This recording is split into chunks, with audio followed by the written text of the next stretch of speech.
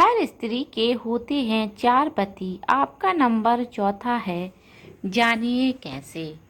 आप शायद यकीन ना करें, लेकिन सच यह है कि हर स्त्री के 4 पति होते हैं और आपका नंबर चौथा होता है। यह बात आप इसलिए नहीं जान पाते हैं क्योंकि विवाह के समय जब पंडित आपको विवाह का मंत्र पढ़ा रहा होता है, तब आप मंत्र का मतलब नहीं समझते।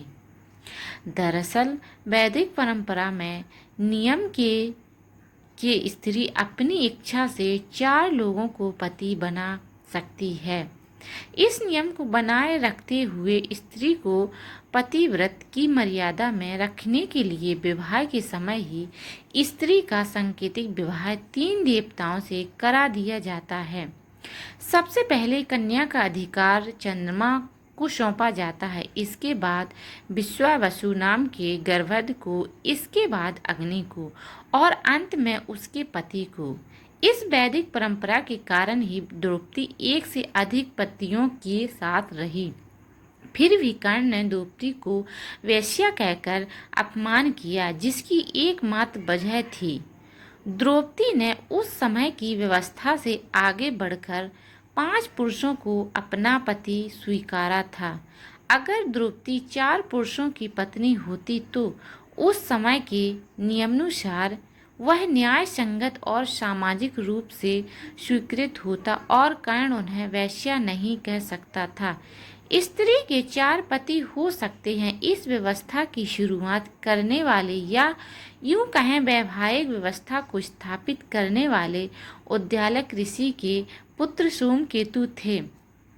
महाभारत में एक स्थान पर जिक्र आया कि कुंती कहती है कि पहले स्त्री पर कोई पाबंदी नहीं थी, वह अपनी मर्जी से कभी भी किसी पुरुष के साथ जा सकती थी, यानी स्त्री पर किसी प्रकार की कोई पाबंदी नहीं थी। लेकिन धीरे धीरे अधिकारवाद का जन्म होता गया और स्त्रियों की स्वतंत्रता को कम किया जाने लगा और इसमें श्वेत केतु द्वारा स्थापित विवाह व्यवस्था भी शामिल है। श्वेत केतु ने स्त्रियों की स्वतंत्रता को कम करने का काम इसलिए किया क्योंकि एक बार उन्होंने अपनी माता को किसी दूसरे पुरुष के साथ आलिंगन करते हुए देख लिया।